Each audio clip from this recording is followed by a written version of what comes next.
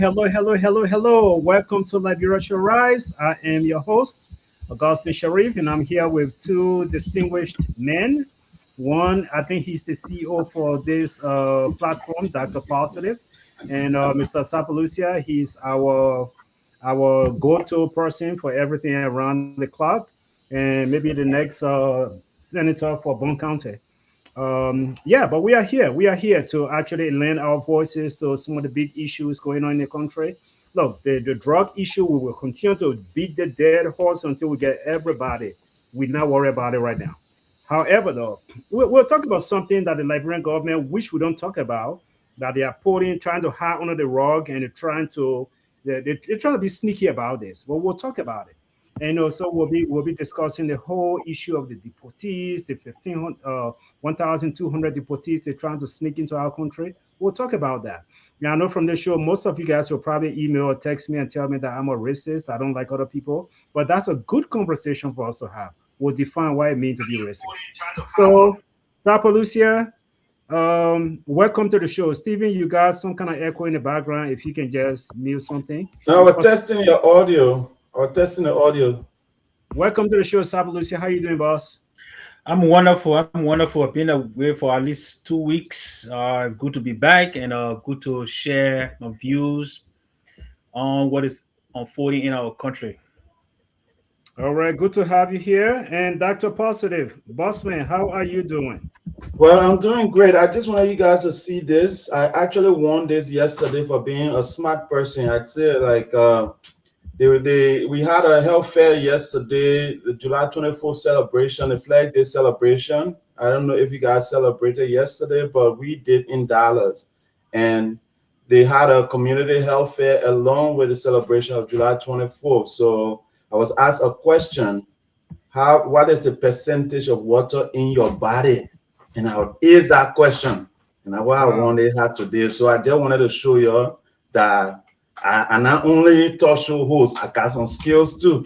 I can answer questions and I ask, So finish the title. Best man were proud of me yesterday. She was very proud of me. So I just wanted to share my joy with you guys, Look, I applaud you, man. I applaud you. I want to say congratulations to you. I'm not going to take no more joy away from you. So I'm just going to stop right there because I was going to say, my fourth grade student can answer that question. I'm not going to say anything. I'm not going to take it, but no, congrats. I'm proud of you. Thank you, Sharif. I'm glad you decided that. People can know that we are not just sitting here running our mouth on empty. Our brains are not on E yet. We got something in there, so we're good. We're good. But gentlemen, look, today we got to talk about something that's very, very important. Very important to national security, very important to economic security, very important to healthcare. Sapalucia is the healthcare guru. Very important to everything that we'll talk about. And I want us to go into the mind of our Liberians, those that live in Liberia today. How are they receiving this news? Do they even know? Do they even know that this thing is happening? And so I'm just going to jump right on this topic, except you guys have any kind of thing else you want to throw in before we get right into the topic. Sapalucia, no. Let's get it started. But me asking Sapalucia, do you have anything from Bon County you want to share with us before we go? Well, let's go ahead. We'll tap into Bon County later. Okay, Mr. William, do you have anything from Grand Bassa County you want to share before we hit the road? No, nothing from Grand Bassa. Okay, then let's get the show on the roll. Okay, gentlemen, on those of you who have seen our topic, look, share the show. We pride ourselves in being quote unquote small platform, but we bring informative information. We don't come here to say something that just because we want to run our mouth. We come hopefully with the hope of maybe educating and maybe telling our people things that they have not seen or things that they never thought about. And so one of the things that maybe we want to really kind of talk about is this whole concept of what happened. I think you and myself, maybe I didn't wake up to it, but on August the 18th of this year, that's on Tuesday. That's on Tuesday. You and myself, we saw the press conference, and attending that press conference, we have our foreign minister, we have our information minister, We have our chief security officer of the country, our how do they call him? Justice minister. Okay, we have those people in attendance, and they were nonchalantly just pronouncing and producing information that, and no, Sabulista, I can tell you this. As the information minister was giving the news, I saw the discomfort on his face. I saw someone just being very careful with his words, as if he was saying "eso so go." Go back and listen to the tune of the information minister. This is a smart gentleman. He's not somebody who don't know how to talk, but he was really counting his words. The government of Liberia, pause for 4 or 5 seconds, have agreed, pause for four, in principle. And basically, that's exactly the whole press conference. So I was, before he even got to the meat of the conference, I said, what is going on? Why the discomfort? Where's Gregory Coleman, who can attack and yell at everybody and try to answer everybody's question in the press conference? Where is he? Maybe he can do a better job and give us this news. And so, Sabulisi, I want to start from there, though. When you saw that press conference, what was your overview of the presentation of the press conference before we even get to the message of it? What do you think you are suspecting? At least I felt discomfort. So, in my opinion and observation, I think right now, the public, the Liberian public, are not educated to what's going on. That's one. And I think those that are giving these announcements, or those who have been put in front of the cameras to speak, maybe may not know the full agreement, the understanding. They may not have the understanding of the agreement, in my opinion. So sometimes if you don't know the detail of something, presenting that is difficult, because you standing in front of the press, and no discredit to our journalists in Liberia, sometimes you don't know what question is going to come. Mm-hmm. Right? And if you don't know the answer to those questions, it becomes embarrassing. Sure.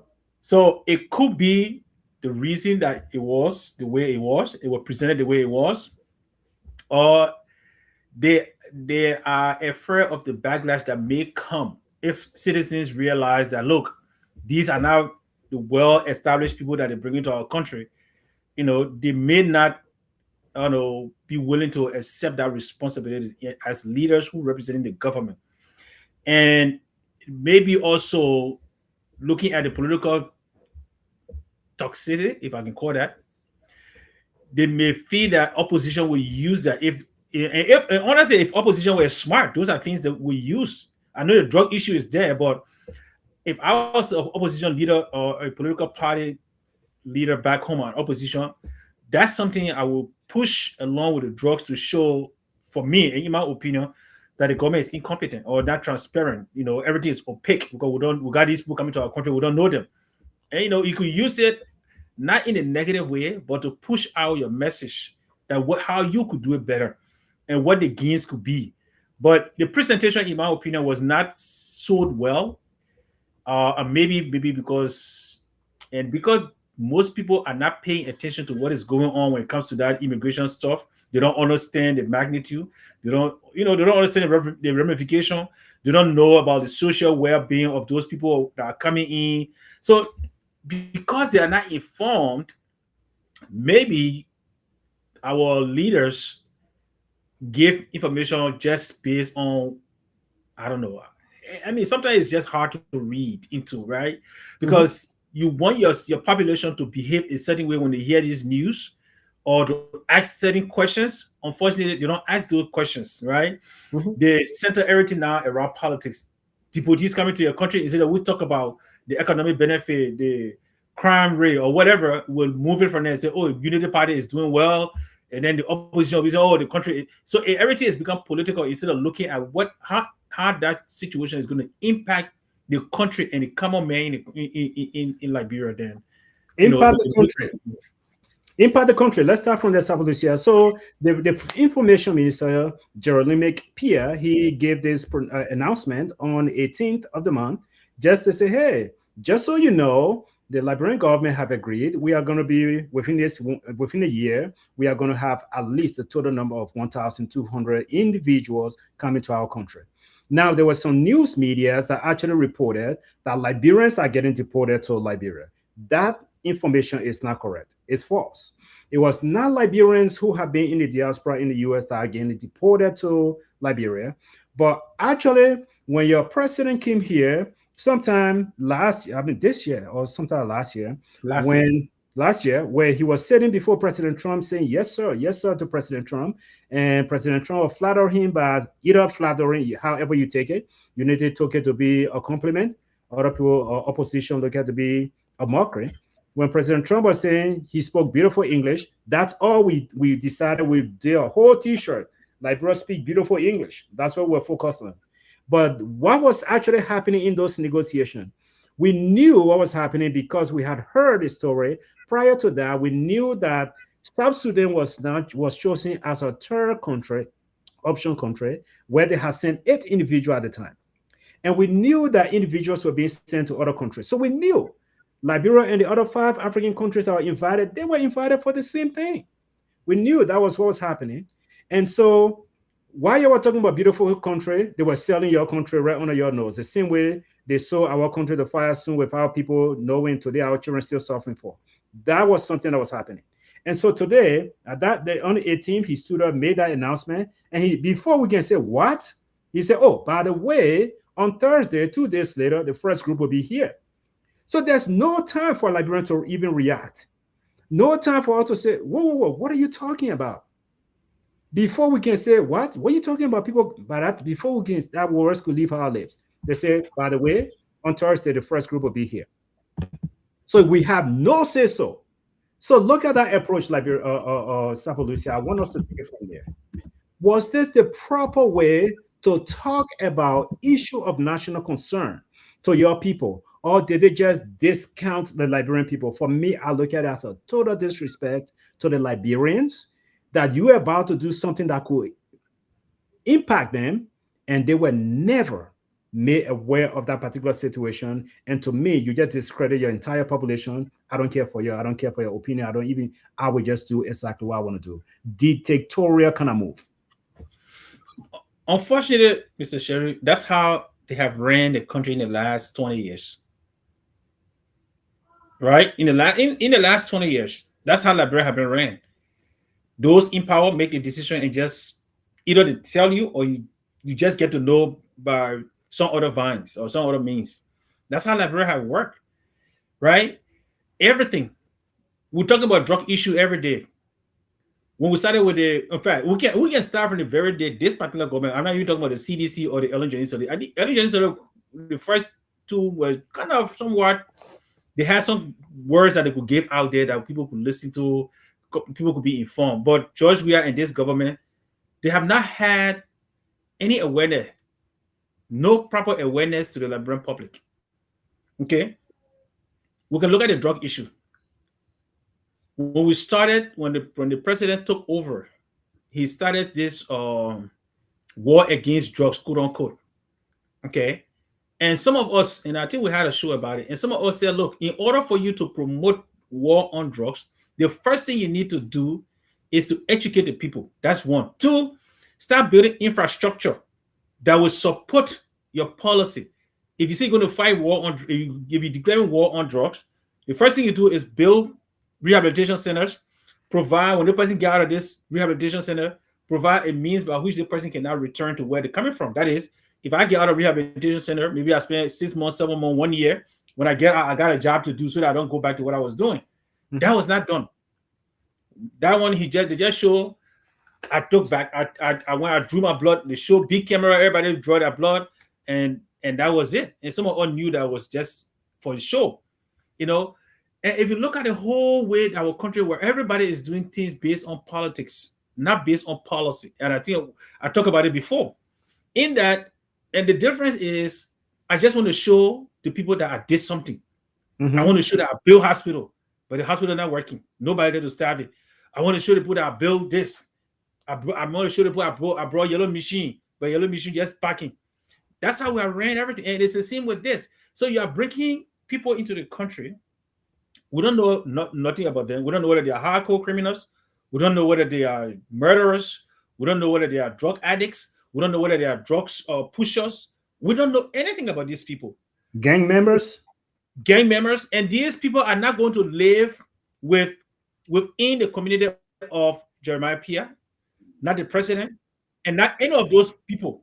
The people that are going to really have direct interaction with these people are the Yana boys in Waterside, the people in Nikutan, and all the different places. Those are the people that are going to have direct interaction with these people. Now, Yep. you don't educate them. You don't tell them what you're bringing into that community. But you just tell them, hey, you know what? Our president went to America. He spoke good English, and they told him, and you call it negotiation. I really don't want to call it negotiation because negotiation comes with both people asking and demanding something. This is an instruction that was given to Donald. Donald Trump gave instruction to President Bwaka and said, look, this is what I want you to do. And he accepted it. There was no negotiation. Because if you look at some of the things that were under that negotiation, it did not benefit the Liberian people. It only is something that is already existing. Like if you look at a B1, B2 visa, that is something that already exists, and it doesn't benefit a lot of Liberians, right? When you talk about aid going to Liberia, this is a thing that has been happening from 1847. Aid have been going to Liberia, so it's nothing new.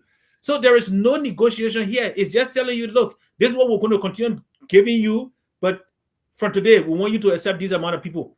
And you say, yes, sir, and you keep moving. Yeah, so thank you, Sabalucia. And basically, look, I agree with you. And because the Liberians were not informed, and I truly believe, look, the drug issue, we can tie it however we want to swing it. But I truly believe because after they make that announcement, they told us, oh, by the way, the next day we're going to be, 2 days later, the first group is going to be here. The next day, that Wednesday, before we could even breathe, they say, oh, the vice president will arrest her for drug. So I don't know. This whole attempt to just sideline our thoughts, to distract us from thinking about this all important thing, it just mind boggling for me. Whether the vice president are going to be arrested or not, the former vice president are going to be arrested or not arrested, that's beside the point. But the mixing of all of this high profile information, it was just intended to confuse people, to take our mind from one thing, like they have done other cases in the past, and just to move us in the other direction. And so here's the thing. Here's my point. When before we even go fast, I want to come back to something you said earlier, which was actually succinct. It was a great point you made. You mentioned about this whole lackadaisical movement of the opposition, no voice, no nothing from them. I agree with you. Look, this country that you must have stayed in, our current president, we know he won an election just by pushing the whole idea about immigration. Yeah. He won an election on that. And nobody can deny that. He said, I don't want them here. I'm going to kick them out when you make me president. You know, the other administration have open borders. I don't want open borders. And he won election based on that. And opposition, he was in opposition at the time when he started that campaign, speaking loud and clear about it, built his whole campaign around that. What's wrong with our opposition in the country? Where are the voices of ANC? Where are the voices of CDC? Who's speaking for the NPP? What is their position on this particular issue of national concern, issue of national economic issue? We call it Wahala, but it's a big issue.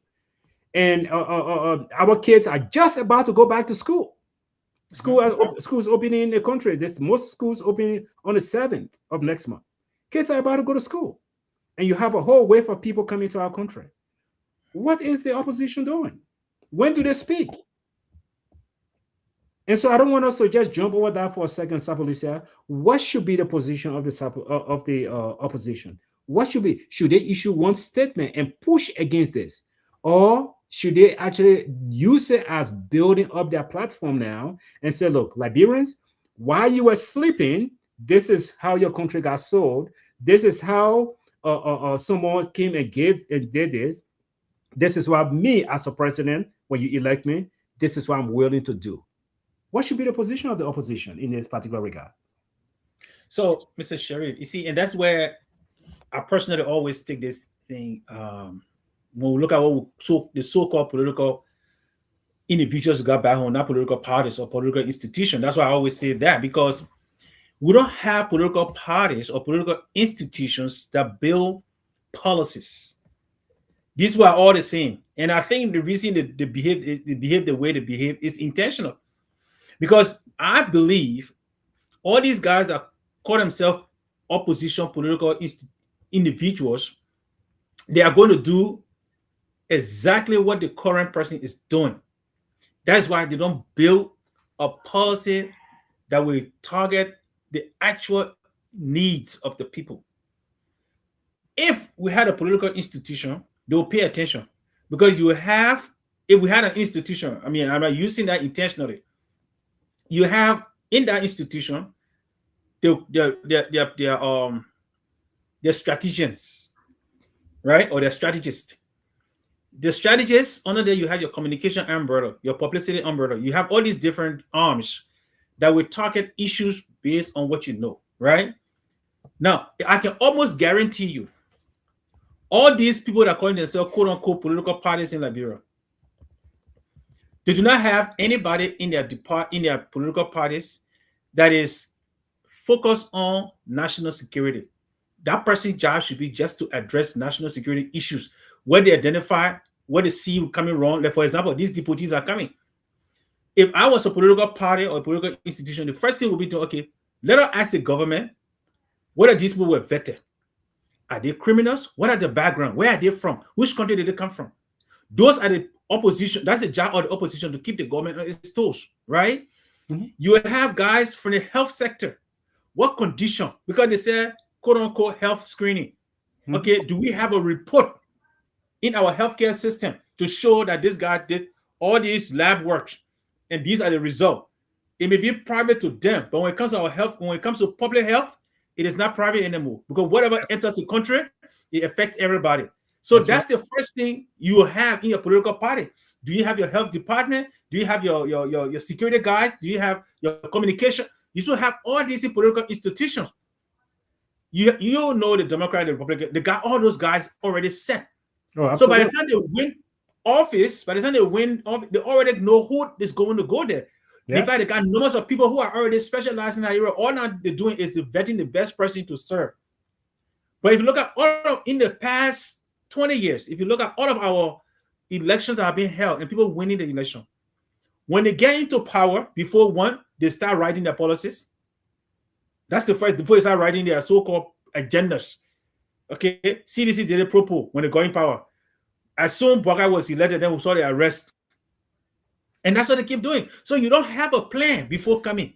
So when you come in, that's when you try to create something to work with. So at the end of the day, they're all over the place trying to do everything at the same time. And when they leave, they accomplish nothing. So opposition right now, they're supposed to structure themselves.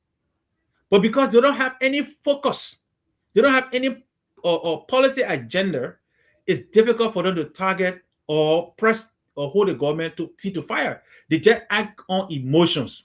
Because the opposition is now supposed to be educating the citizens. You and I in the United States, we see that happening every time. We see lawmakers from the various political parties, they're going and having town halls and educating people about immigration. What does it mean when somebody say non-immigrant? What does it mean when they talk about illegal immigrant? They got this discussion. When you talk about who benefit Medicaid, you see politicians here go and educate people and say, no, Republicans are lying and telling you, say, non-immigrants and illegal immigrants benefit from Medicaid. That's not true. There's a law that that's their job. Opposition, your job is to educate the voters. But our opposition in Liberia, because they're going to behave the same way the current government is going to, or even do worse than the current government is doing, they don't have anything to talk about besides the hot topic in the street. Anything they see people talk about, that's what they talk about. Hey man, it breaks our heart. Well, Sabalisa, let's continue the story. I'm gonna pick on our CEO. I'm gonna pick on Stephen and his second country. Stephen is a Ghanaian. I don't care how you put it, he's a Ghanaian. Yeah, and so basically, I'm gonna pick on Ghana for a second, right? Look, I will say this before I pick on Ghana.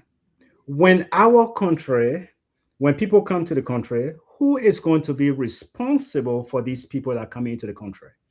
The question was never answered. The Liberian government did not answer that question. There are a lot of unanswered questions going into this particular transition, going to this particular phase of quote unquote. I was so sorry for the information minister. I don't know him personally. We don't know each other. I really don't care to know him. But listening to the man, I feel bad for him. He wanted to sit there and recite tell great stuff and count up As you know, the name Liberia comes from the Latin word liber. I can't even pronounce it correctly. I'm sorry, which means free. Look, I feel bad for him because that is not something I want my information minister doing in the first place. But who's going to take care of these individuals? We needed him to stand up there and answer those questions and tell us the government have put infrastructure in place, the government have put plan in place, all of these things, this is what's going to happen. And now, these people coming into the country, are they going to be managed by LRRC, which is Liberia Refugee Repatriation and Resettlement Commission? Are they the ones that are going to be taking care of those individuals coming to our country? That would be the best people to take care of them, right? Because that's what they were established for. They were established in 1993 during the war. Yeah. So they were established for that reason. So to take care of these refugee crises, take care of all these different things. Now, have they been tapped by the government of Liberia to say, look, this is what we're going to do. These are the people. In that press conference, I would have loved to see the head of that commission stand up there and answer those questions that, look, the commission have 25 houses, 50 houses that will be housing these individuals. And here is the plan that we are going to be doing over the years to take care of those people. I would have loved to see the commission address that. Now, even if the commission has stepped out to address that issue, this is where my bones with the Ghana issue come into place. What happened? It was just months ago, Sapalucia, when Liberians in Ghana were being kicked out of Camp Buduburam, right? Stephen O. hometown. They were getting kicked out of there. And those Liberians were all over Facebook. That little things they had were being put in the water, in the rain, and the Ghanaian government were throwing it out there. Bulldozers were just breaking down structures. We never heard from the Liberian government. Where was LRRC to say, oh, these are our people, let's go and bring them, repatriate them, bring them to Liberia and take care of them? We never heard from the Liberian government. We don't know. Most of those people just put themselves back in the Ghanaian community and stay where they could stay. And later on, we hear one of our brothers got killed in Ghana there. Okay? So I'm saying this stuff. I'm getting upset about it. So I'm not going to raise my voice. I'm not yelling at you, Sapalucia. But go ahead, bro. Very frustrating. Very frustrating. What happened to the Liberians that were left on that camp that never had that thing? Where was the government of Liberia to go and pick them up? Because they didn't have money to give to the government of Liberia, but you're going to go bring 1,200 people in our country without even telling us where they're from? And you think that's okay? So let's address that, Sapalucia. Let's address that. This is a two-sided story. I call Stephen Contrany now, he show up. Sapalucia, go ahead. I don't want this in the stigma right now. No, but you see, and you're right when it comes to our refugees. But then the question too is this: are these refugees? Because there's a definition for people. Because these are people, refugees are people who normally seeking refuge, but these people were sent out there. I know they or how they call him, the information minister called them guests, but normally guests are people you either invite. In fact, normally, yes, guests are people you invite and they stay temporarily. But by definition of guests, right? Guests are people who come to your place and stay temporarily. Now, in a country, they can come for a job, they can come for other stuff. But these people, their destination, their final destination is unknown. Their length of stay is unknown. Because per what we heard, they are free to leave Liberia anytime they want. So if I say I'm not leaving, if I find a place, if I'm a criminal, hardcore criminal, and I find it's a fertile soil for criminality, guess what? It becomes my permanent place of stay. So then they're no longer a guest. So we need to go back and define those words. Say he had the opportunity to define laborer. I think he should have taken the time also to define what guest is before he started telling us that these were our guests. We did not invite them. I don't think Liberians in Liberia were inviting these people. Okay? But again, it comes to patriotism. Because we don't love our country, we tend to just give it to people anyway and hand out how they feel. We feel, right? Free. Most of the people, let's take President Donald Trump by his word, whether accurate or not. According to him, most of the illegal immigrants in this country are the ones bringing drugs, whether I agree with you or not. He called them hardcore criminals and killers. Yeah, they're bringing drugs in the country. They are rapists. They are gangs. They are all these negative things. Okay. So if there are all these things, and according to if they are true, America that is so sophisticated with technology, with its immigration system, and if these people can impede and get into this system, what's about a country that is porous, security network is horrible, and it's unfortunate that, that it is the way it is. Not that the money is not there to support them, it is there, but they're just not prioritizing that. So why would you send those people there to a country? So that tells us that Africans do not value their country, do not value their citizen, and they're willing to take any dump, any gang, any drug law, anybody from anywhere that somebody don't want, and they dump it in their countries. If these people were good people, why they couldn't send them to London? Those are their partners. Mm-hmm. Why they couldn't send it? Why? And I bet, and this is another point I want to make to the Liberian people, maybe they don't understand. There are a lot of illegal immigrants that are here that are engineers. Mm-hmm. They are doctors. They have good careers. Guess what? America is not deporting them. Yeah, they give all justification to keep them. Yes, they keep them. So if you want to deport all illegal immigrants, why not we who suffer from doctors send us the illegal immigrants that are doctors and engineers? That's what we should do. But you know what? And even if, and this is a big if they want to deport those people, Canada, Europe will be the first to say we want those people. Mm-hmm. So you have considered your countries as a dump site for waste. And no disrespect to those people that were sent, it's not them, but the character that have been Describe affiliated to us. with them, the Yeah. reason for which they are sitting there out of America is what I'm describing, not the individual I went to Liberia. I don't want people to mix those two out. Okay. So please don't mix those two up. I have nothing against those people that went to Liberia. I don't know them from anywhere. However, the reason Donald Trump, the president of the United States, deported them is because of some of those things are named. So if they are not good for America because they're not contributing to the American society, what makes you think they'll be good for Liberia that is already in need of skilled laborers? That's my question to the Liberian president and the information minister and all those who representing this so-called agreement or the instruction they received from Donald Trump. Stephen, let me bring you in. I know you want to come in and defend your country, but I want to ask, where No, was no, actually, I like where you guys are going with. in Ghana? Where was the Liberian government? No, I said I like where you guys are going with this, and the fact that you mentioned Ghana, because I actually visited a refugee camp. They bulldozed people's houses, and some other people they didn't leave. They just went and put a cloth over that wall, and it stayed. And you're right. The government of Liberia always complain we don't have money. We don't have money. Even our own brothers and sisters were left in Ghana. Nobody went there to help them. And I interviewed a few people. I have videos I wanted to post online when I came back, but for some reason I didn't post that video. Right? People are suffering down there. Not one day we heard the government of Liberia, the information minister, anybody talk about, oh, we're going to help our people in Ghana. And when I was doing a little research on this, they said the Liberian government stated that there's no monetary value in this acceptance of these deportees for us as a country, right? There's no monetary value. So if there's no monetary value, we already don't have money to pay teachers. These people that come in, they are deportees. We're calling them guests. Where we're getting money from to feed them? Where we're getting money from to house them? Are we putting them in jail, or are we putting them in hotels? Are we putting them in the president's house or the information minister's house? Who will be hosting these people? Where are we going to host them? And who will pay for their feeding if we are calling them guests instead of deportees?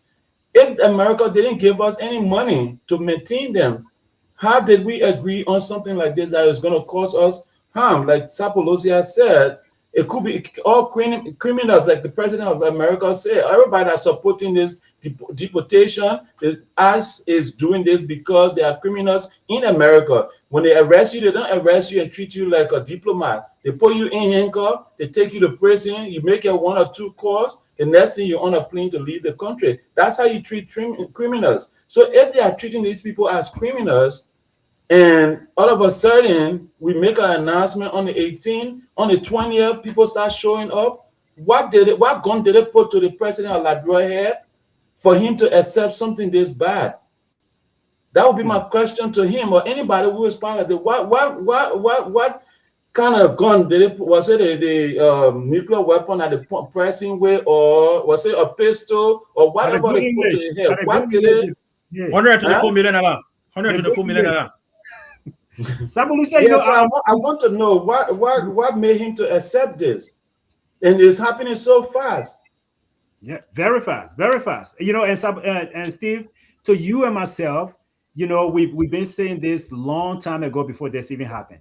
After that first visit, when we saw what was happening around Africa and Hmm. South America, you and myself, we already talked about this. We insinuated this on this particular platform and say, you know what? Joseph Walker was not invited to come and speak good English. That's not what they brought him here for. They did not invite him to come so he can taste apple juice because he get apple juice in Liberia. They brought him here because there was something. They were calling the economic summit. Hmm. You know, yes, Sabulisa mentioned 124,000. Million Million. dollars, but they are saying that was not a pay for this particular thing. They are until they can come and say, because the way the American government table that money, they said it was intended to upgrade the health sector, which Sabulisa enjoyed that statement very much. However, no upgrade yet. JFK people still dying from a private hospitals. They can still bunny baby on the sidewalk. JFK still don't have the standard labs that Sabulisa want to build in Liberia. They still don't have it, right? So it was intended to upgrade the health sector in Liberia. And so the Yeah. Liberian government said, no, they didn't pay us. We didn't get any money for this. We didn't get any money. Let them deny it. But we know that this was not a friendly gesture. It was not a free gesture. So if they have taken that money and they want to use it however they want to use it and they want to sweep it on the rug, we know. But Sabaliza, time is running out. Let's talk about something that the information minister said. He termed some of these guests, quote unquote guests, as people that are going to come. Most of them are not going to stay there. They are going to seek asylum if they want. And so let's talk about Liberia's asylum system. Come on, man. People can just take big words and just use it. Ma yata, ma miata, ma hawa, they don't know what that means, right? And I'm not bringing my people down, but our people are hardworking people. They can fry that penny chip, they can sell that donut, and our children can be college graduate just through selling that potato grain. That's what they know. That's what they do best. But when you talk about the asylum system, they're talking about most of these people are going to come into asylum. The sophisticated country that you and myself sitting in here. I have a friend who sought asylum, and that person was granted. Sapolusi, that process was now 1 week. It was No. not 2 week. It was not 1 month. It was a year long process because it was in stages. So talk about 1,200 people, even if they all decide to seek asylum in Liberia. Think about the financial cost for one individual. Even if we say only 500 are going to seek the asylum to stay, or the other people that nation of origin going to come and pick them up. Think about the financial cost. How equipped is our immigration system in Liberia to be able to support the asylum that the information minister is alluding to? And how thoroughly can we do it to really vet? Are we going to go as far back as that person country of origin? Let's say if I was from South America, from Peru, you send me to Liberia. Is Liberia now going to contact Peru to get all the information they need to know about this particular person? Before they go and make that decision. How is that asylum system going to work? Sapolusia. Well, I'm trying to imagine how, but let me just put it to you this way. Because I don't think it's first of all, I don't think it should call asylum. It should just be called dumping ground. That's how I see Liberia should be considered a dumping ground, not asylum seeking. Because some of the reason people seek asylum to in other countries is one, security or safety, okay, food security, health security. Most of these things I'm naming we don't have in Liberia for the Liberian citizens. The reason people run to America most of the time for these asylums is because they have these things there, right? Now let's look at the vetting process. On this show, 2023, around November, December, we sat here when I made a recommendation to the Unity Party then president-elect government, and said one of the best ways they would have used to vet people that are going to work in their government, they are supposed to be government, was to partner with people within their political party who are in the diaspora and who may have ideas on HR, and then hire private organizations in America that do vetting process, so that when you vet somebody to serve as Minister of Finance, you vet somebody to becomes Justice Minister or whatever from the diaspora, you will have a full background of that person, how much money they owe for school tuition, how much they owe in house mortgage and all that stuff. Was that done? Absolutely not. No government in the last 20 years have done that. So if you cannot do that simple stuff to select who should serve as minister or directors in your country, you will and the process is so easy when it comes to background check, because I do background check every time when I hire somebody, and we pay the company pays a local company to do a background check for that person. It's not that extensive, but they check whether the person used drugs and past job history and all that stuff. So if you cannot do that, now, and these are people that have access to, right? They got Liberians in the United States that they have access to, that work in these different companies, that hire people and other stuff and no companies. Now, if you can't do that simple, which is who would take you less than, I don't know, $150 or $200, maybe $1,000 to vet that person, how are you going to do asylum that those will take about, at least in America, it takes about 2-3 years. And America is sophisticated. Somebody said, correct me, I don't want you to lose your train, but just a quick question. Do we have immigration court system in Liberia? I don't know that. I don't know. No, I have not heard that. That's what I don't know. I didn't want to. I have not heard that. I have not heard about immigration court system in Liberia. Okay, and again, and that's another one. Because in order for you to seek asylum, you got to go through the immigration court system. You got to have the immigration. I've not heard immigration lawyer in Liberia yet. You got to go through an immigration law firm, right? So, and that's the thing. So the process is almost invisible. It's not there, Sheriff, to answer your question. So I don't know how it's going to work, because it's not there. Because what you don't have, you can't make it work. If you don't have the infrastructure, Sapolusa, you cannot accommodate what you don't have infrastructure for. And so it's simple. That is why when we did not have infrastructure to contain Ebola, 2014, 2015, the U.S. stepped in, they built some makeshift infrastructure to contain that. Exactly. We don't have it. That's why most of our people die from that Ebola. We don't have the infrastructure. If we don't have the immigration court, we don't have immigration lawyers, we don't have, the system will be overwhelmed. And when the system is overwhelmed, you are doing disservice to those people that you are accepting to come in, which leads me to a second point that Liberians are not thinking about, or maybe that our leaders are not thinking about. And that is the human rights abuse thing.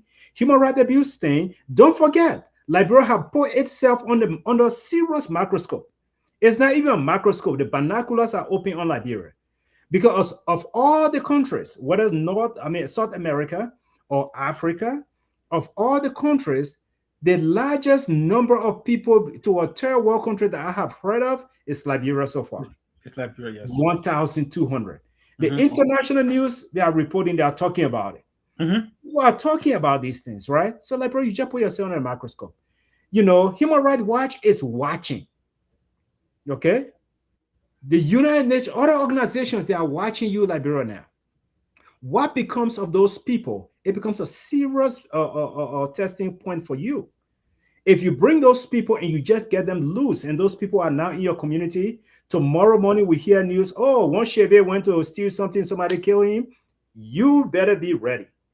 Human rights advocates are coming after you. If you think I'm lying, listen to what happened in Eswatini and Rwanda.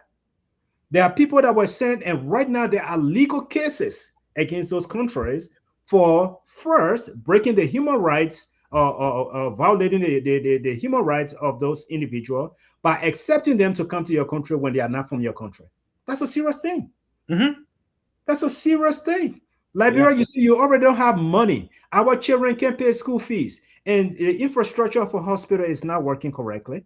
And now you're bringing people that you have to now be responsible for, and there could be legal ramification. The countries of origin, those individuals, those countries can come and sue you for taking in their citizens illegally when they could have just been sent back to their country of origin from America. And so let's talk about legal ramification and let's talk about the human rights violation piece of that. Because if you don't have the infrastructure to deal with the immigration system, the immigration code, and all of that, to get these people legal advocate to so they can go through the asylum system, it leads to human rights violation. So let's talk about that piece. Yes, a good point. It's good you pointed that out because I was thinking about it not on the country side, but the individual side. Let's say Mhm. John Brown leaves from here. He goes. His parents or his family knows now that he's no longer in America. Where in America you have organization that was appealing for his right to healthcare, the right ACLU, to food, yeah, the legal right to justice. Yeah. yeah. Mhm. Everything was asked for, but then he or she heard that, oh, your father or your brother have been taken to Liberia. The first thing they want to know is their health condition. Are they going to be provided health care? Are they going to be provided food security? Are they going to be provided security the, or from bodily harm? Are they going to be provided that, right? So if 2 3 years or 2 3 days down the line, something happens to that person, he or she gets sick and something happens, they die, that family have the right to sue your country because you have to because next they're going to start asking for autopsy, and if they can give you good toxic, autopsy that will confirm that cause of death was natural, then you got something else coming. So you got what 20 people that was sent to Liberia. I think only 1 or 2 people from Africa, most of them from the other countries. So the legal part. Let me also put something in here. Some of these people we don't know how long they were in America, right? Mhm. So there are a lot of things they have been exposed to when it comes to their legal rights as an immigrant in another country that Liberia is not prepared for, right? Mhm. Because I hear, and the reason we ask all these questions to Liberia, say, why are you not doing this? Why are you not doing is because we have been exposed to a different legal framework that most Liberians in Liberia are not exposed to, right? Sure. So Sure. when I know this, right, and that's why when I'm busy all the time reading my constitution because the law and the exposure that I've had here have made me to go back to read the Liberian constitution so that I can know my rights when I'm there. Because the reason Liberians are being abused, they feel that their lawmakers and other people are better than them, is because they are not reading that constitution to know their rights. And they're not exercising that right as well. However, I who have been exposed to other culture and other legal rights that I have make me to take that time to go back to the Liberal Constitution and know those rights and know how to ask for them. Now, those people, most of those people, they're not just uneducated people. Yes, people can describe them as drug addicts and all the other. No, some of these people are actual doctors who ran away from their country because of hardship and came to America. And to be frank with you, most illegal immigrants in America are not criminals. That's not accurate. We may put all these different descriptions on them, but they are not. Most of them are educated, well-educated people who are looking for a better life, and that's why they come here. So Sure. that person know his or her right, and they come into your country. So they might know more than you on the legal side. They could even be lawyers coming to your country and expecting the same laws or the same rights that it was applicable to them in the United States. The same thing should be applied to them in Liberia. And you don't have the infrastructure to provide that. You could get a lawsuit from the very individual who you have accepted in your country because when the man is coming to seek asylum, you have agreed by United Nations standard that you're going to provide a healthcare, food, or bodily or healthcare security. I mean, bodily security or whatever, human security, whatever right they have. You have agreed to provide it for them. They If you say cannot, America. They say most America of will give them money. They say yeah. America will give them money to sustain it. Steven, go ahead, buddy. Go ahead. No, no, we're hearing you. Go ahead. All right, yeah. So basically, I just wanted to chime in a little bit because I hear Sapolosia talking something like he's not following the whole thing that happening in this world. All the human rights that the Geneva Convention had put in place long time ago, those don't exist anymore, brother. I don't know if you know that. The fact that somebody can be put on a plane without due process and be sent to a third country, that had never happened in the existence of our humanity ever in anywhere. That had never happened, right? In the 21st century, that had never happened. No countries or other countries are doing that. Even some of the countries that we term to be the most weakest countries, they don't even do that. Then the great America that we all used to love, that we all used to run to, or that we all still want to run to, if they are doing that now, why will force Liberia to follow Geneva Convention, brother? Liberia got to answer to anybody. America not get you to go ahead to hold, the go ahead to hold these people, hold them for the time you're supposed to hold them for. You let them go. When they start complaining, the airways there will hear it and will go anywhere. That's how the people taking it. So I just wanted to chime that in. The people that are accepting the people, that's how they're taking it. So you don't hear here to say like you all have to follow Geneva Convention. Sorry to be blunt, but I think that's how it's going to be handled. Steven, before you run, don't run. Before you run, let me just say something, right? I know Mr. Sapolis is shaking his head because in disagreement. Because one leader on this side of the world decided to ignore the rights, does not mean it's not in existence. Other countries are being penalized severely for human rights violation, and most of these countries are still under sanction today as we speak. And so those rights are still standing. But I understand the point you're trying to make, the sentiments you're making, Steve. It makes sense to me. Well, just to add, Sharif, the person who is responsible for the box sanction in the world gave you the right to do what they want you to do. You think America will put sanction on Liberia for violating human rights? But human rights violation is not coming from America, and that's the thing. It's not coming from here.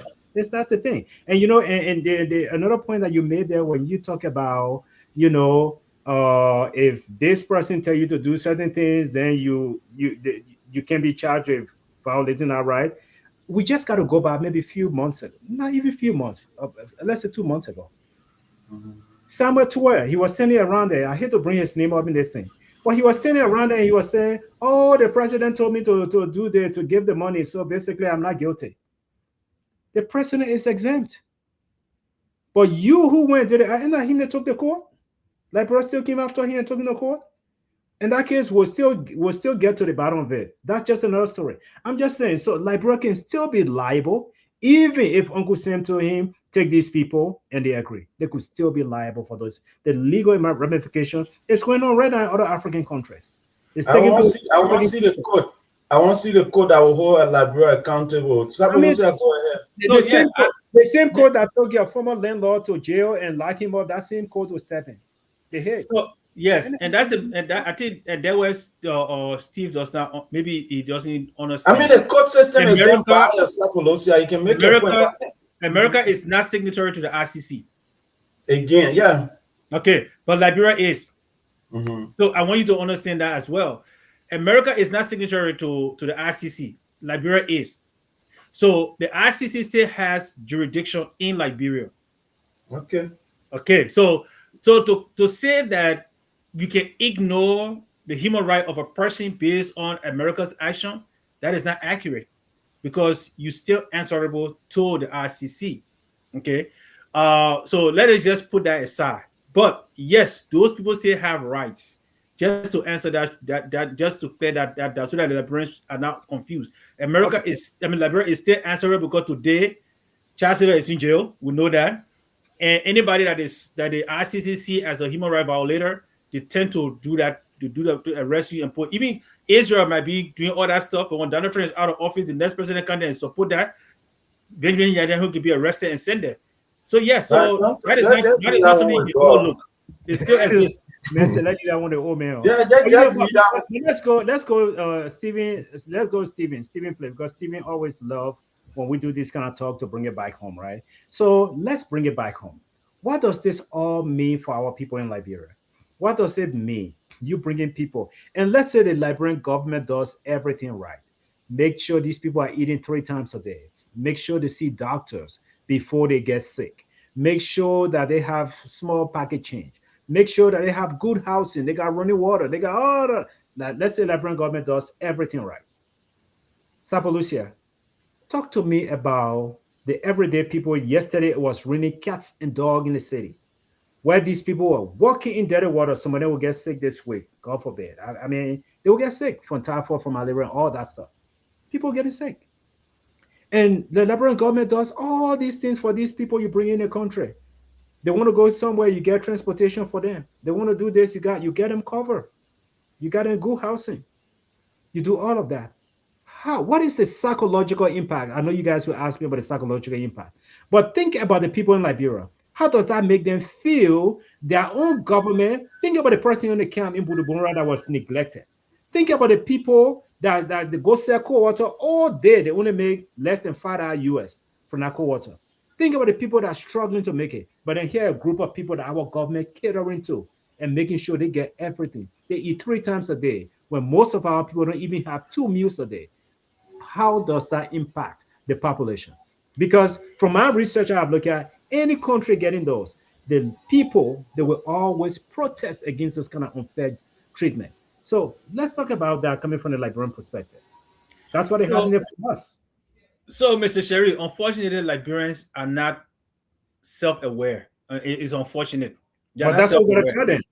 Yeah. right? They are not self-aware because if you look at just the treatment from their own government in current state, no matter how you educate them and tell them what rights they are entitled to, and the same people will be telling you, "Oh, I'm a political party."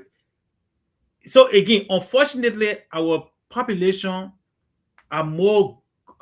It's sad to say they are more gullible, right? So they are not self-aware of what their needs are. You would think that if I was in Liberia, because this cannot happen in Ghana. Let me put it that way. You cannot take foreigners from outside, you bring them to Ghana, you provide them all this food, you get them everything, and they live within the community. And the Ghanaians are looking at them getting that benefit, and they're not getting that. It can't happen in Ghana. It can happen in Liberia. Liberians will tell you America providing everything for this, but anything that government tell them that what to accept. Under a normal circumstances in the Ghana, like I talk about, yes, it will trigger something in the Ghanaian people to protest for their rights that those benefit people getting, they should get it. However, Okay. knowing So, Liberia, when you make some good point, I just want to just be real quick because you're making such a good point. Because even the common refugees, Stephen there on the camp in Budubumbura, when they get a little US coming from America going to Ghana, and then when the Ghanaians saw that the refugees were living better life than most of them, they protested against refugees. They wanted yeah, Liberians out. yeah, but that's what I'm saying. So again, the city happening in Ivory Coast, the city happening in Ghana, I mean in Guinea, okay, the city happening even in Sierra Leone. But Liberians, I don't know, for whatever reason, we are not self-aware. We are not self-promoting. We prefer other people to us. So for me, psychologically, I know what the impact it should have, but practically in Liberia, it's not going to have anything. The Liberian people will say, "Oh, that America did it." Whatever their government officials say, that's what they're going to go by. And in fact, people are going to be divided on party line again. They're going to make everything political. Now, the psychological impact should be this: why should a guy come in my country and enjoy all these benefits while I'm sitting here, I can't get anything? That's what I would expect. Why should this guy, when he gets sick, he get to go to JFK free, but the police guy who is in the street when he child gets sick, he's not going to the hospital? Why am I not asking my government why he's doing that? Why would the army guy, when he's sick or when something wrong with him, his children are not getting benefit? That should be the psychological question that Liberians should be asking. Unfortunately, knowing my country and knowing my people, it's not going to happen. It's sad. Nice. Stephen, go ahead. There's someone echoing your background, Stephen. I don't know. Yeah, the guys are mowing my lawn. That's why I keep muting. But Man, I that boy was is rich. He gets somebody that can mow it long for you. Wow. Go ahead. Sorrow. See, man, just so you know, I your CEO. So someone I'm money somewhere, you know. Even though you don't get paid yet, but your pay coming. the Liberian government.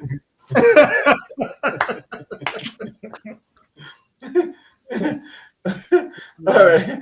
Yes, so man, you know, Sapolosia, we keep mentioning Ghana. I think if we really look online, Ghana did agree to accept people too.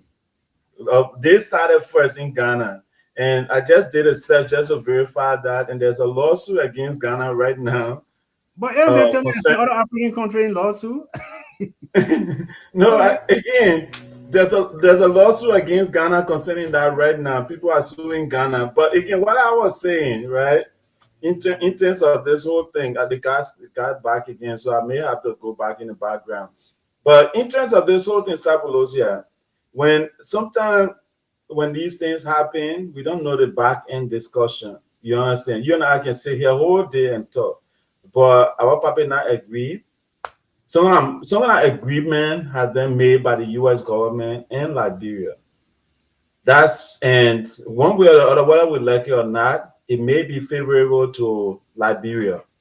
So all of us just gotta sit down and see where the thing go. Because we can't do nothing about it today. We can't do nothing about it tomorrow. We can't do nothing about it day after tomorrow. The only thing you can tell me is, I'll interrupt you. I'll interrupt you. So basically, you just let me finish. I'll interrupt you. You just said something that I will maybe interrupt you.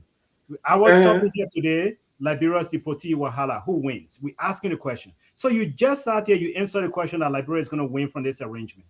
Yeah, the government winning some kind of way, because I don't think our papa, they told him he was very smart. Strong told him he was very smart, eloquent, and he understands English very well. So you can tell me, you can tell me our president stupid that he can just accept anything, my man.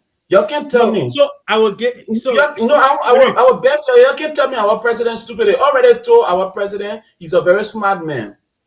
When that discussion was held, somebody had that discussion. Maybe the president didn't have the discussion, but somebody had that discussion, and the government of America may have said, maybe I will do something for you. Maybe I will play your role. Maybe I will help you in the corner here. But you don't got to make it public. You just say we accepting the thing, we're doing it for free, and we will take care of the back end. Maybe that what happened. But me, since I know, I don't work for BBC.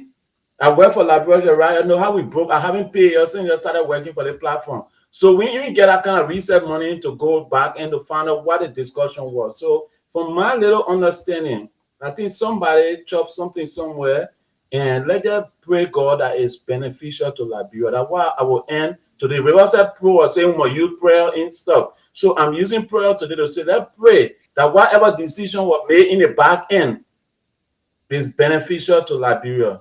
I'll rest my case. You can tear it apart. Sapolisa, go make your point. So let me make my point based on factual information that was given. Okay. So Equatorial Guinea received cash upfront. Rwanda received 7.5 million cash. They say they want that cash in their hands. This is what I know. Knowing Liberia, the way things are going. Don't pick the other two countries and leave Eswati out. I don't even know where they come from, when they became independent. But yeah, that one I don't know much about that country. That one I'm trying to leave them until I get to know more about them, whether they're part of the United Nations or not. I don't know. They asked for that money up front too. Yeah. So, but if you see Liberia, right, and this is where it gets, because as opaque, every situation in Liberia is almost as dark as a rainy night in Liberia, where the star, the moon, everything is clouded. You can't see your palm when you get outside. That's how Liberia operation works. They said they asked for financial aid when it comes to healthcare services. Well, it's been almost a year or more than a year since the so-called instruction was given. You keep calling it agreement. Agreement is what people negotiate. Saying they get the instruction, okay? That's one of the benefits that you get. Another one will be visa access, B1, B2. Liberians do not benefit from this. It's only the elites that benefit from this stuff. They talk about migration support, technical, administrative support for border and migration. We got drugs flowing in Liberia. I don't know what the immigration status is today. I know because they pay the immigration officers. They send people to Liberia to help with the drug investigation. That's part of the process. So that is a failure by itself, because that means the so-called immigration and technical administration they're giving at the border has not worked, right? Because with almost 2.5 years to the government, and the borders, in fact, Guinea is still occupying Liberia land in Lofa County. So that has not worked. They said diplomatic value, strengthening U.S.-Liberian relation. The last time I checked, I don't know when it got damaged. We're going to drink chance at the time it got bad off. Early Johnny said it built it. They have not really eroded, besides George we are being invited by the CIA. Other than that, people still going to Liberian presidents, or then still coming to America. Only Chancellor was not opportune to come here because of his situation. So that really strengthening, I don't know how you strengthening it. Strengthening on who end? That America should get more leverage, because Liberia have always gotten nothing. Okay? Then talk about humanitarian framing. Well, what program have they put in Liberia in the last 5 years, 2 years, 3 years, 6 months that can show me that Liberia humanitarian effort have improved? Because like we all have alluded today, JFK still lies in ruin. We see them building all kinds of stuff all over the place with no human capacity building, with no drug still affecting our youths. We don't see any rehabilitation strategy that is there. When these guys go into rehabilitation, when they come out, they are useful to society. So all these so-called five benefits are supposed to come to America. It's not benefiting the typical Liberian. If at You mean all, supposed to come to Liberia? You mean, yeah.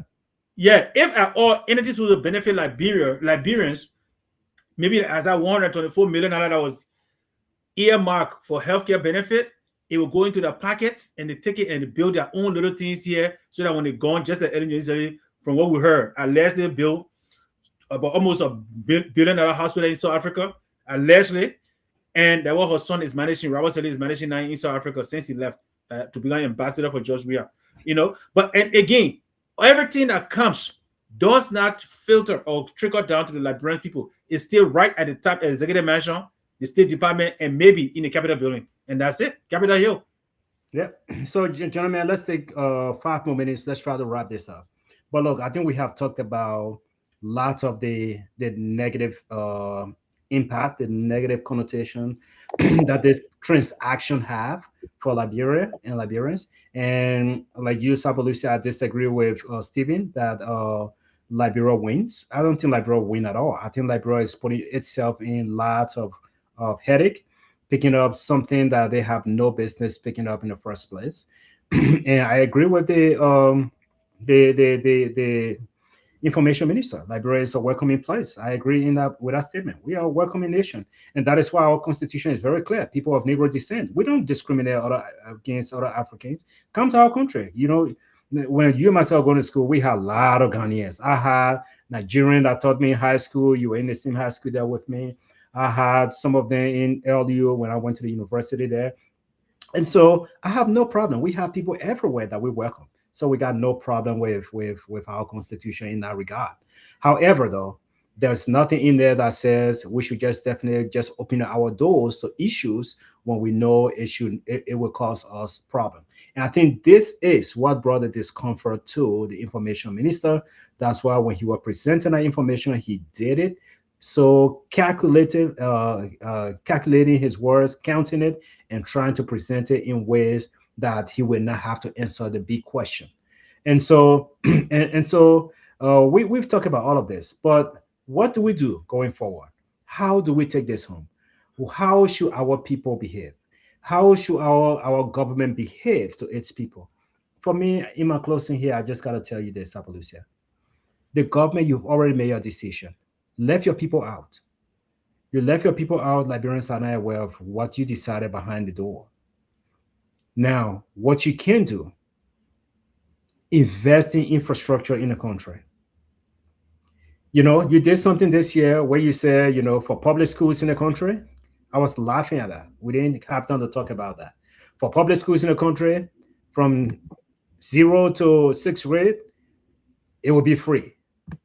You made that pronouncement. Now, whether the people are going to be able to keep the doors open to those schools, that's a different story. Because you can say free all you want, but if the teachers are not being paid and they are all going to the private institutions, then that free education is not free, right? Then something else happened.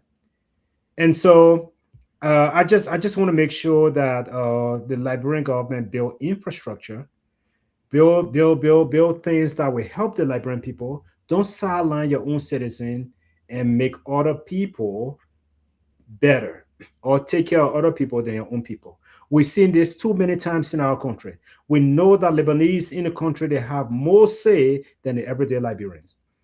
You, Lebanese man, can come and take your land and you'll go to court, the court will side with the Lebanese. They have been doing it all along to us Liberians. They prefer other people over their own people. Don't let this be another slap in the face to the Liberians. Create opportunities for them, create jobs, invest in infrastructure, let the same treatment that these people are receiving, let Liberians feel like they are also benefiting from that country. That's where I close, and I yield back on my closing for today. Sapalucia, go ahead. Yes, sir. Thank you, Mr. Sheriff. So yes, and again, I think information is very important. You see, information being given to the people will give them some clue on how to deal with these people. And let us be frank, we don't know what language these people speak. one thing I don't know that we have in Liberia are translators. Okay, when I was growing up in school, yeah, we took French, we took, well, some of us don't understood those things anyway. We're just memorizing and putting out what we memorize. Okay, some of our brothers are fortunate to go to Africa and other places to learn the French, but we just did that in class. I have not seen a translator being in hospitals, in courts, and other places in Liberia. So I don't know if that's something the government is going to also establish to start or bringing translators for some of these people. Because I think I didn't see all of those people pictures, but I think I saw people that look almost like people from around here. This Western Hemisphere. I think I saw people with that kind of with that color. I think I saw one or two African descent, but I think some of those look like they come from around here. So and they mostly speak Spanish, right? So if they do speak Spanish, do we have Spanish translator in Liberia to afford them those opportunities? Because that's a right they need as well. Do we have those? And then when it comes to our citizens, in order for Liberia to rise, let us start using these occasions to learn from them. Everything we see in Liberia tend to just stay up on Capitol Hill. Capitol Hill. Capitol Hill is not Liberia. Okay, we cannot make all the decisions on Capitol Hill, all the money dispersed on Capitol Hill, and all the money stays on Capitol Hill, and then the rest of the country are wondering where do we get our daily bread. This is just not fair to the country. And in fact, just a place right by the Capitol Hill, which is the University of Liberia, is left out. Can you just imagine the part of the decision making, and yet they are left out when it comes to how they should be developed. And for the last few months, they have been out of school. They've been negotiating with the president that they took from here to go to Liberia to restructure the university. Nothing happened. It's been the same old, same old. So let us be intentional about these things, right? If our government is accepting people, it's not a bad thing, but we should do proper vetting process, or we should have proper vetting process. We should have infrastructure that will support what we're asking or what we're accepting. Other than that, the Liberians will one day have to answer those questions. What happened? What went wrong?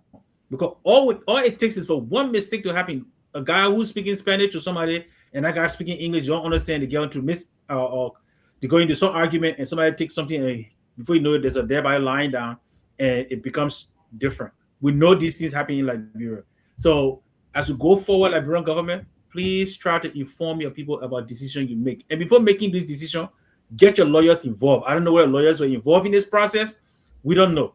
Again, because information are not given, we are left to speculate. And that's what happens when the government refuses to educate its citizens. If you don't inform your people, you leave them with no option but to just speculate whatever they hear. And even as you can see, the drug issue that happened in Liberia is all about speculation. I can bring my theory, Jerry bring his theory, everybody bring their theory, and then government start looking for a way to find out. But it is always good. We do this in our homes. When anything happens in our homes, we won't be the first to tell our children. We don't want our children to hear from somebody else because they may hear the wrong information from somebody else. So it is better for us to step forward, inform our people. When our people are informed, even if they get angry, they will still come back and understand why you did it. But the worst thing is for them not to be informed. So going forward, Liberian government, please, anything you're doing, try to be transparent. If you got nothing to hide, I'm sure you'll be transparent. Let us fight for Liberia to rise. And in order for Liberia to rise, we all need to have a saying. With that, I want to say thank you all for joining us today. God bless you. Have a wonderful rest of your week. And I hope now next week, August start, Monday, next week, Monday. And I hope we have a new month and new celebration. September, sorry. September starts. Thank you and have a wonderful one.